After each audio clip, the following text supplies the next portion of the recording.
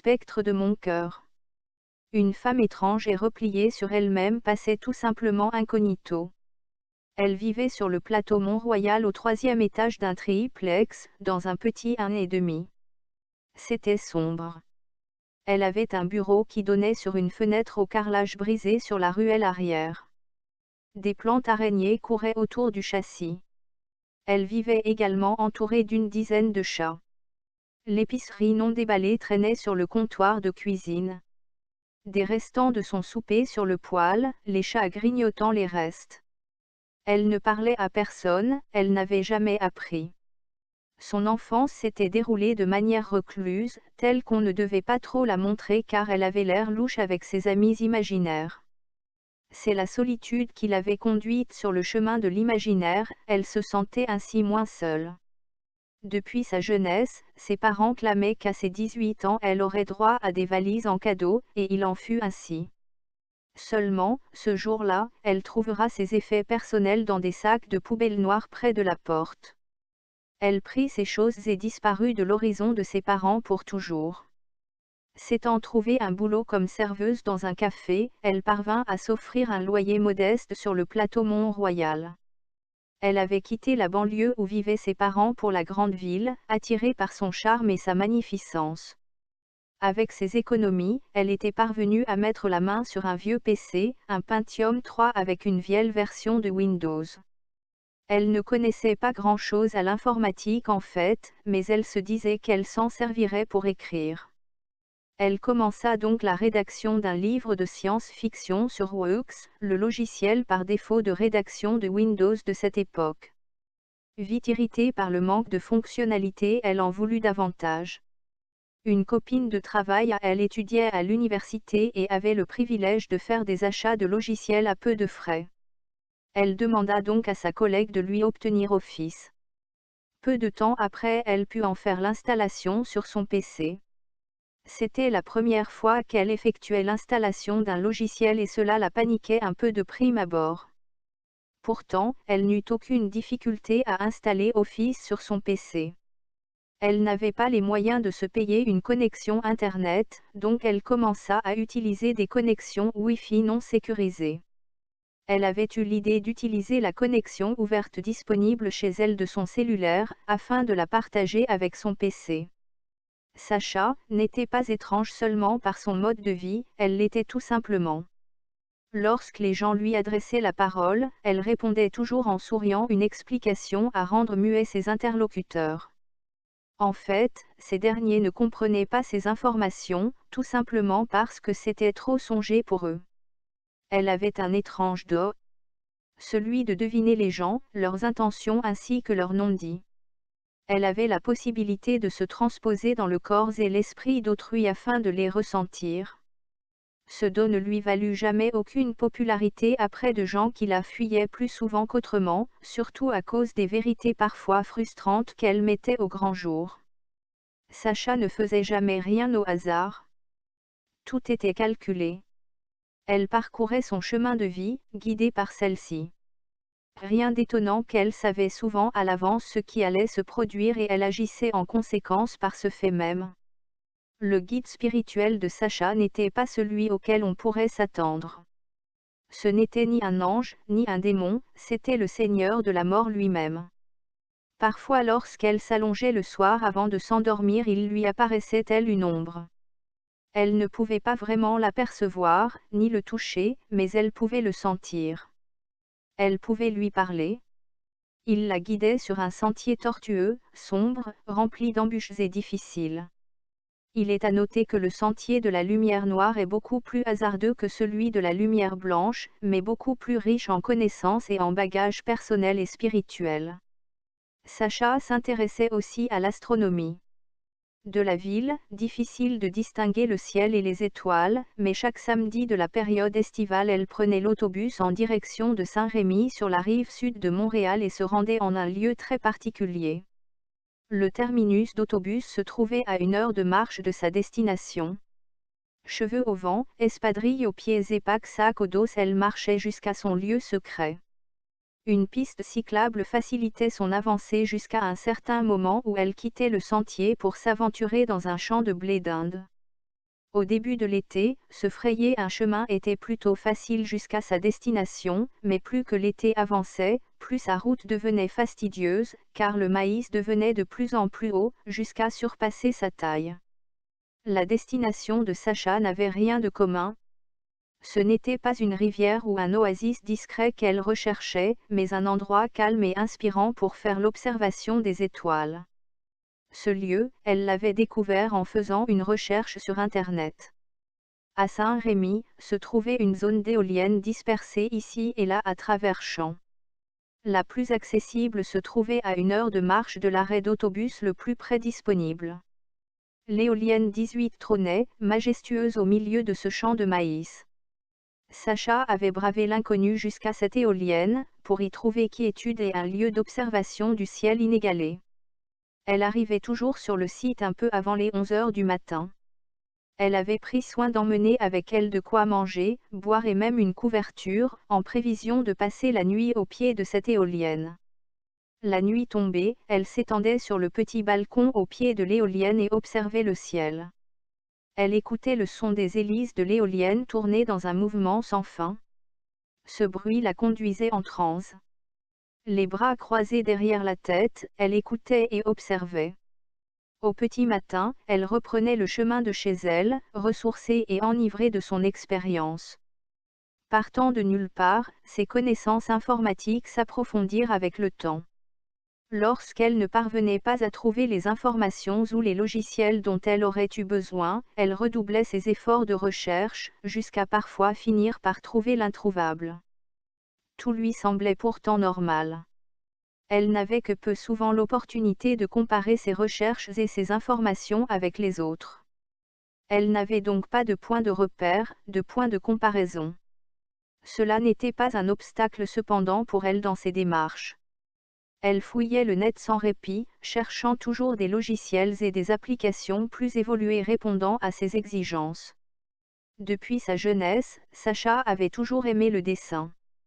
Dès lors qu'elle eut en sa possession un ordinateur, elle voulut faire du dessin et du traitement d'images. Les logiciels onéreux pour l'exécution de ces tâches lui rendaient la mission presque impossible. Craquer et voler des licences pour de tels logiciels relevait sans doute de ses capacités, mais elle n'aimait pas cette manière de procéder. Sacha orientera plutôt ses recherches vers l'obtention de freeware. Elle ciblait ses besoins et contrôlait ses recherches par des mots-clés bien précis, jusqu'à ce qu'elle trouve ce dont elle avait besoin. En fait, il existe des logiciels libres sur le net qui suivent l'historique des recherches. Les recherches de Sacha la conduisaient donc toujours à faire la trouvaille du siècle. Elle parvenait ainsi à obtenir en quelque sorte des clones des logiciels les plus en vogue gratuitement. Tout cela s'était produit à son insu, avant qu'elle prenne connaissance des faits une dizaine d'années plus tard. Elle avait réussi à créer une réelle symbiose entre son esprit et l'esprit informatique. Elle n'avait qu'à désirer et ses souhaits se réalisaient. Aux petites heures du matin, alors qu'elle prenait le chemin de son lit, elle allait rejoindre le monde des morts. Plongée dans le sommeil chaque nuit, revenait pour elle à abandonner la vie pour la mort, car on ne sait jamais s'il y aura un lendemain matin. Le Seigneur de la mort était devenu son amant. Elle le retrouvait chaque nuit.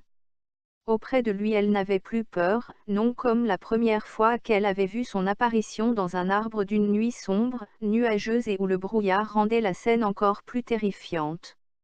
Ce songe de son enfance l'avait jadis terrifiée.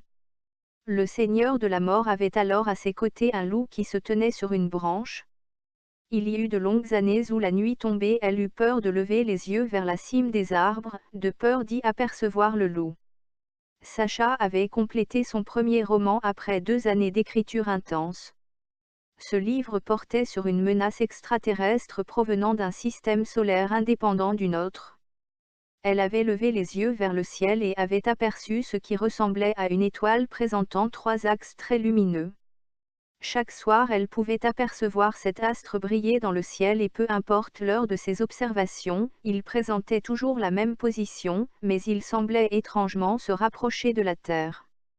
Inquiétée par la situation et par ses observations, elle nota le tout et s'avança sur quelques calculs sur la position des astres. Sacha avait aussi noté des positions étranges du Soleil, celui-ci ne se couchant plus totalement à l'ouest. Le Soleil semblait prendre une étrange tangente pour son coucher, se dirigeant de plus en plus au sud, bien qu'un jour elle aperçut le coucher de soleil complètement au sud de la ville. Personne ne semblait avoir remarqué la situation, pourtant alarmante. Sacha, dotée d'une conscience humanitaire, se dit que son devoir de citoyenne était de prévenir la NASA de ses observations, ce qu'elle fit. Elle se dirigea sur le site de la NASA et trouva un lien pour les contacter par courriel. Elle rédigea en quelques mots la situation et envoya le courriel. La remarque fut sans réponse. Cependant, dès lors, on l'abonna à la newsletter de la NASA. Étonnée et ravie qu'on la tienne au courant des nouvelles de la NASA, elle s'inquiétait tout de même qu'on parle d'envoyer des robots sur Mars et la recherche d'exoplanètes semblait prendre une place importante dans leurs recherches. Seulement, il y avait un astre qui semblait s'approcher dangereusement de la Terre et cela ne semblait pas faire partie des préoccupations de l'agence spatiale. Sacha commença donc à rechercher des contacts dans la population, entre autres par Facebook et Google. Sur Facebook, elle fit la connaissance d'un astrophysicien. Elle lui soumettra quelques schémas qu'elle avait rédigés afin d'exposer la situation. Il répondit finalement qu'il n'en savait rien. Une autre personne, résidant en France, répondit à l'appel. Cette nuit-là, ils échangèrent des informations sur le temps qu'il faisait, prenaient note de la température et de l'heure à laquelle les informations étaient notées. Ce soir-là, c'était au mois de novembre, il faisait 7 degrés de plus en France qu'au Québec, quand en général c'est plutôt le contraire. Le temps était lourd et couvert au Québec comme en France, tandis que de forts vents soufflaient sur la France, c'était le calme plat au Québec. Sacha était montée sur le toit du triplex où elle habitait afin de noter toutes ces informations. Le temps était si lourd et incertain, elle avait peur. Elle était rentrée chez elle aussi vite qu'elle était allée dehors. Sous la couette, elle trouvera difficilement le sommeil, songea à tout ce qui arrivait. Fermant les yeux, son spectre lui apparut comme toutes les nuits. Il n'était toujours apparu que telle une ombre discrète et retirée. Il ne parlait pas, bougeait à peine, ne respirait même pas. Cette nuit-là, Sacha trouvera le repos dans un sommeil agité. Lorsqu'elle trouvera un sommeil plus profond, elle plongea dans un étrange songe. Son spectre lui apparut. Il se tenait debout dans un pré où le brouillard et la nuit rendaient l'allure de la scène terrifiante. Elle se tenait à quelques pas de lui, avançant vers lui pas à pas. Il ouvrit les bras et l'attira vers lui. Dans son antre, elle se sentait aspirée. Son visage, quoiqu'absent, car il s'agissait d'une ombre noire, se pencha vers elle afin de lui offrir le baiser le plus passionnant qui puisse être. À son réveil, Sacha mit un certain temps à départager son songe de la réalité, tellement cela semblait vrai. À son ordinateur, Sacha s'affairait à 1001 projets. Elle était partie de l'idée première de rédiger un roman. Cependant, de fil en aiguille, elle avait bifurqué ses intérêts vers l'informatique proprement dit. Après la rédaction de son roman, elle aurait voulu le faire éditer par une maison d'édition reconnue. Elle envoya son livre à une maison d'édition en France qui accepterait de publier son livre. Seulement, des conditions se posaient. L'édition se ferait à compte d'auteur. On lui demandait une somme de 2500 € pour la mise sous presse de son livre. Avec son petit salaire de serveuse, Sacha ne pouvait se permettre une telle extravagance. Elle contourna donc la situation en cherchant des solutions qui lui étaient accessibles. Elle allait s'auto-éditer en publiant son livre sur son propre site web. Le problème était à présent, comment faire? Elle commença à s'intéresser à la conception de sites web.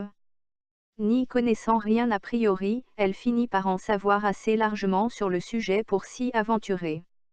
Avec de l'argent en poche, c'est beaucoup plus facile de mettre la main sur un hébergeur web et un nom de domaine, mais avec un budget consacré au projet de $0, elle recherchait des solutions web gratuites.